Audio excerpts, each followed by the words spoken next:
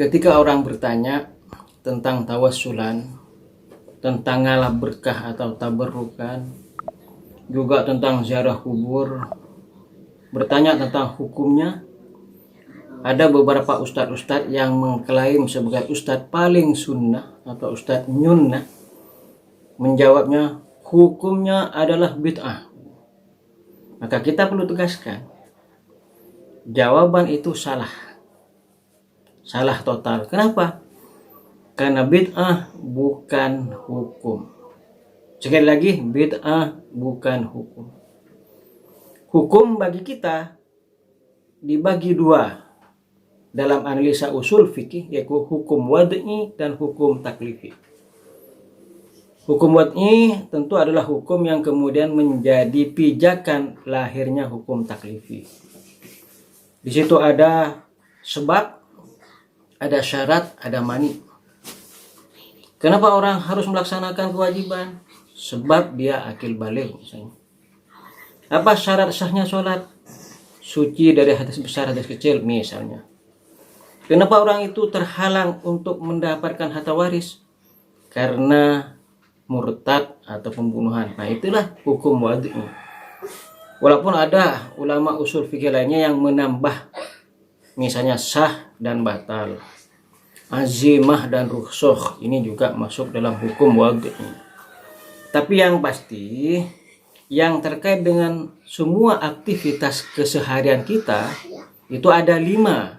Itu yang kemudian kita kenal dengan nama hukum taklifi, yaitu wajib, haram, sunat, makruh, mubah. Itulah hukum.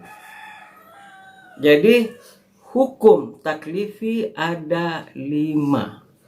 Jangan ditambah-tambahkan menjadi 6 karena masuk bid'ah. Jangan. Jadi hukum taklifi ada 5, dan 5 ini yang kemudian akan terus nimpel dalam aktivitas keseharian kita selama 24 jam sehari semalam, atau 7 hari 7 malam dalam seminggu. Terus bid'ah itu apa? Bid'ah itu adalah aktivitas yang baru, yang dulu pada zaman Rasul tidak kita temukan, sehingga ini adalah kreasi-kreasi baru, maka itulah bid'ah namanya. Dan dalam bid'ah itu bisa nimpel 5 hukum taklifi yang tadi. Ada kreasi-kreasi baru atau aktivitas bid'ah yang hukumnya bisa wajib. Ada bid'ah yang hukumnya bisa sunat. Ada yang hukumnya bisa haram. Ada bid'ah yang bisa saja hukumnya makruh atau mubah. Nah, itulah posisi yang sebenarnya. Jadi bid'ah itu bukan hukum, tapi sebuah aktivitas-aktivitas baru yang dulu tidak pernah kita jumpai dan temukan pada zaman Rasul, yang kemudian bisa nimpel di dalamnya 5 hukum taklifi, salah satu dari 5 hukum taklifi. Itulah bid'ah. Kok ada bid'ah yang wajib? Ada. Contohnya apa? Tajwid.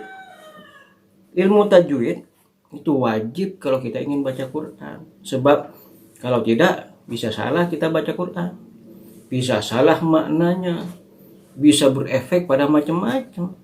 Dan ilmu tajwid, walaupun secara praktek sudah ada zaman Nabi cara bacanya, tapi rumusan-rumusannya itu hal yang baru secara sistematis sesuai dengan disiplin keilmuan, disusun belakangan baru.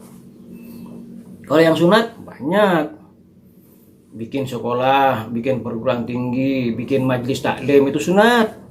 Dan dulu tidak ada majlis taklim, tapi itu bisa kita bikin, bisa tidak, karena itu menjadi wasilah penyebaran ilmu. Bisa juga yang mubah, apa, pakai baju batik, itu baru.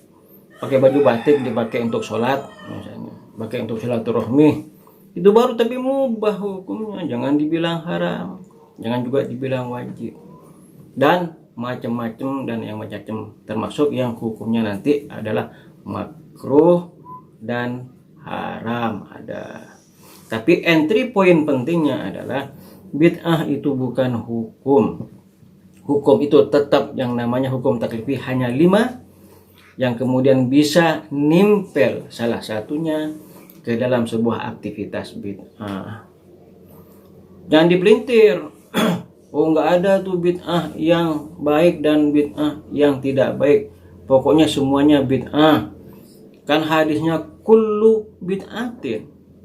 Berarti kalau kullu semuanya, tidak ada pemisahan dan pemilahan. Kata siapa? Karena kata kullu di situ jangan digebyah uyah menjadi seluruhnya. Kenapa? Karena kullu disandingkan dengan kalimat nakiroh yang oleh Imam Nawawi setiap kata kullu dalam model hadis kullu bid'atin itu bermakna amun makhsusun, umum, tapi perlu ditafsir, perlu dipilah, perlu dispesifikasikan. Sebab dalam ilmu balaghah kata kullu ketika disandingkan dengan kalimat nakiroh yaitu bid'atin, bukan al bid'ah, bukan, tapi bid'ah, maka di situ ada sifatul mahdhuf, ada sifat yang sebenarnya nimpel dalam kata-kata kullu bid'ah tadi. Dalam kata-kata hanya mahdhuf. Macam-macam kalau kita bahasa Arab. Lewat kajian bahasa Arab, baik ilmu balaghah, ilmu ma'ani, itu nanti macam-macam dan luas. Tapi yang pasti bid'ah bukan hukum. Bid'ah adalah sesuatu yang baru dan bisa nimpel di dalamnya satu dari 5 hukum. Dan kullu di situ jangan digebyah uyah menjadi harus seluruhnya. Tapi kullu di situ adalah amun makhsusun, kata Imam Nawawi. Tapi ustadz sunnah kemudian ngotot. Oh, kalau yang baik itu bukan bid'ah hasanah, itu sunnah. Dan kalaupun ada bid'ah itu namanya bid'ah lugawi. Ini akal-akalan lagi. Maka perlu lihat di analisa bahasa, baik ilmu nahwunya, kenapa kok kullu ketika disandingkan dengan kalimat nakiroh maknanya bukan gebyah uyah harus semuanya. Perlu juga dilihat dari sudut pandang ilmu balaghah bahwa ketika kullu kemudian setelahnya ada nakiroh, berarti sebenarnya di situ ada sifat tapi mahdhuf. Yang ini yang kemudian diimplementasikan dalam pemaknaan yang oleh Imam Syafi'i. Bisa saja sifat yang mahdhuf dalam bid'ah itu adalah sayyi'ah, bisa yang hasanah. Contoh, ini contoh sebagai penutup dari ulasan ini. Ketika Sayyidina Abu Bakar diminta mengumpulkan Quran, beliau nggak mau. Didesak oleh Sayyidina Umar dan beberapa sahabat nggak mau. Alasannya apa? Belum pernah ada contohnya di Rasul. Nah, apa itu? Bid'ah kan? Karena belum ada contohnya di Rasul. Nggak mau, desak dia nggak mau. Tapi Sayyidina Umar kemudian mengatakan, yakinlah wahai Sayyidina Abu Bakar, ini adalah perbuatan baik. Maka berarti sesuatu yang tidak dicontohkan Abu Bakar nggak mau. Kenapa? Bid'ah. Tapi Sayyidina Umar yakin bahwa ini baik, berarti sifatnya ini baik. Akhirnya inilah yang meyakinkan Sayyidina Abu Bakar untuk mengumpulkan mushaf. Ketika ide ini disampaikan kepada Zaid bin Sabit, jawabannya ternyata sama. Zaid bin Sabit mengatakan, aduh, tidak berani, kira-kira bahasa kita begitu. Kenapa? Karena belum pernah dicontohkan Rasul, belum pernah ada penegasan dalam hadis. Apa tuh namanya? Bid'ah. Tapi diyakinkan bahwa, wahai Zaid, yakinlah ini adalah terbaik, ini adalah jalan yang baik. Berarti apa? Walaupun tidak dicontohkan, tapi sifatnya ini baik.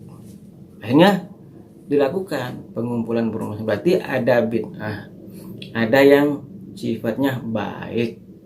Berarti sekali lagi tidak semuanya kemudian digebyah uyah menjadi sayyi'ah, menjadi dolalah, menjadi finnar hanya karena ada kata-kata kullu di situ. Kaji lagi baik dari sudut pandang ilmu nahwu maupun ilmu balaghah dan ilmu-ilmu lainnya agar kita tidak gagal paham.